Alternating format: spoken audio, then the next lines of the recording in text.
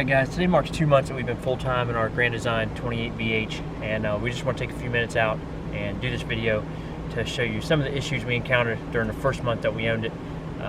We knew that when we bought new or used, we were going to have some issues to work through, so we just want to show you what those were, and hopefully this might help somebody out in the future.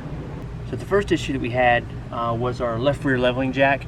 The second time that we went to set the RV up and use the auto level system, we got a left rear jack error code.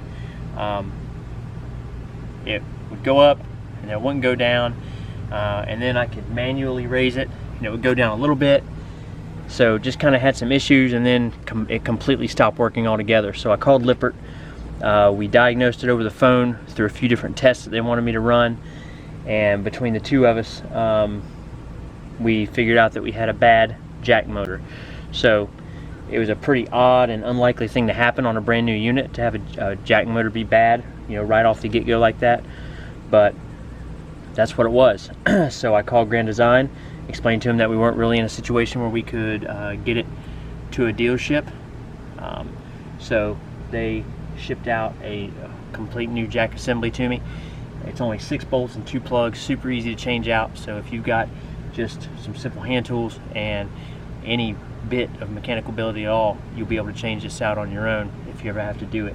So Grand Design was excellent to work with. One of the big reasons we went with them was all the things we heard about their customer service, and only a week into owning the RV, we had to put that to the test, and they passed with flying colors. They helped us out, and you know, it was no issue, no big deal, no hassle whatsoever to deal with them on that. So now we'll go inside, show you the second issue that we had. So the second issue that we had, we didn't notice for probably about 3 weeks, and that was a water leak under the sink. We were on a camping trip, and we noticed some water kind of along the edge of the cabinet and along the front. So I'll show you what that was all about. So when you buy this unit brand new, there's a panel that runs and blocks this area off. So it's just a little false panel, and what happened was these fittings right here, they're just little twist-on fittings, were loose, and they were loose enough to let just a little bit of water run down and drip off behind that panel where you couldn't see it. So until enough water built up, they got underneath the edge and to where it would seep out, which luckily wasn't very much at all. I mean, nothing's soft now. I mean, once it dried out, the wood's nice and hard. It's not soft, so didn't do any damage. It was a very minor water leak, but definitely something that you would want to keep an eye on. We didn't put the panel back in because it hides all that back there, and on top of that, we keep our dog food under here, and typically we'll keep our trash can right here. So without that panel, it gives us a little more storage space. There's no need for that panel to be in there. It's purely decorative, and a decorative panel underneath this area is kind of strange. So that was the second issue that we had. The third issue that we had happened probably close to right at a month in, and that was the refrigerator. I noticed would randomly switch to LP. So we have the light on right now. I don't know if you can see it too good in the video. Let's see here. So we have our auto light, which is on when the unit's hooked up to electricity, and then beside it is the LP light that will come on when the unit switches over to gas. So what happened, one morning I noticed that even though the electricity was on, it should have been on electric, it actually switched over and indicated that it was running on gas. So did some Google searching real quick, got the manual out on the refrigerator, which wasn't very helpful in trying to diagnose that issue. I went on the outside, I tried to unplug it, plug it back in to maybe try and reset it, cut the power off to it, and nothing really seemed to fix it. And then I guess through me kind of moving stuff around, I come back inside and it was back on auto, not running on gas. It switched back. So thought maybe it was just a fluke. A few days went by, it worked good, and then I noticed that it started to switch over to LP again on its own. Through some more research and through the Grand Design Owners Forum and researching through there, I found something that I definitely wanted to check out. I'll show you what we did. So if you come outside and take your lower panel off behind your refrigerator, you're going to notice, you're going to see this little box right here. Now inside this box, you're going to have some fuses, and then you're going to notice it's a couple of flat spade fuses that are in here that look kind of what you would see, you know, in your car fuse panel or something like that. And then there's also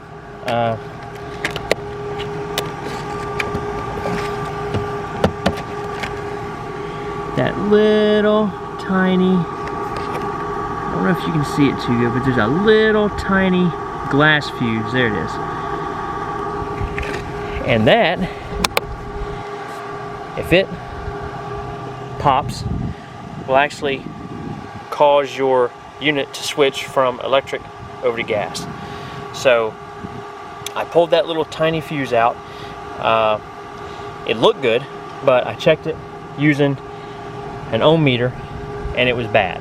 So what somebody on the Grand Design page indicated was that what happened was the fuse holder was actually loose and was causing heat to build up on that fuse from the loose connection.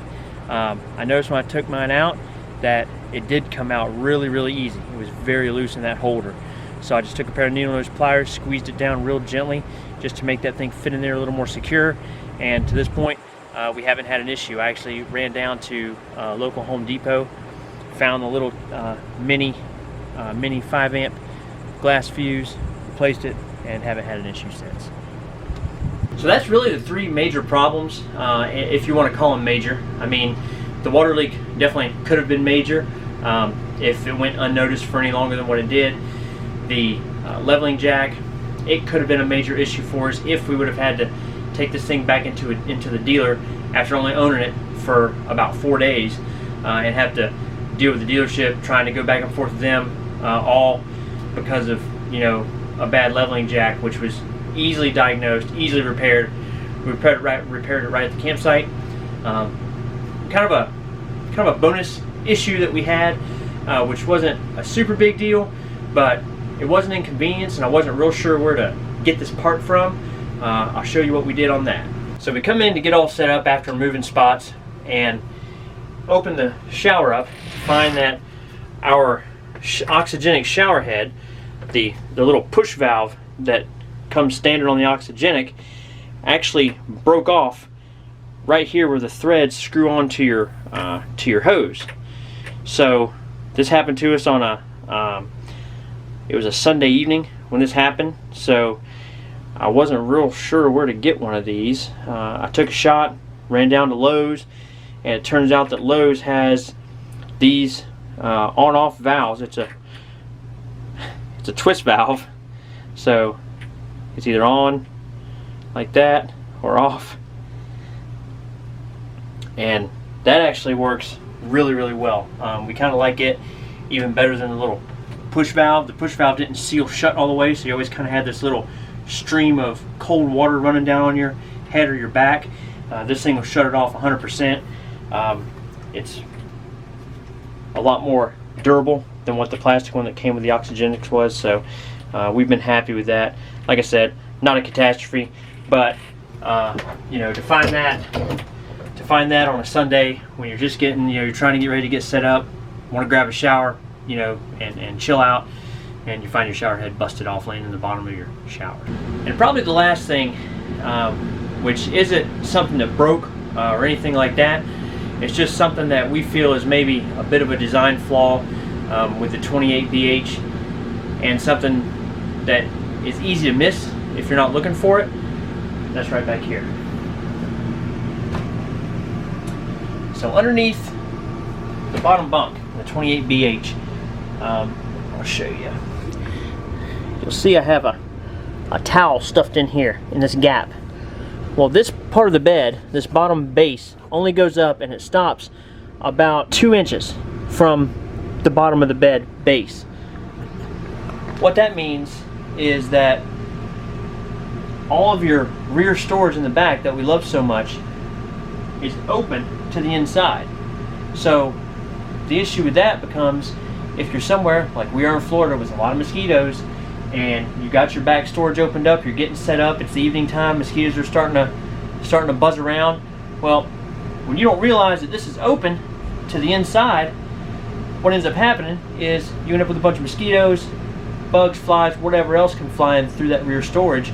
I mean, what happens if you, unfortunately, forget to shut that thing one night? You leave it open for a few hours before you remember that you got it open.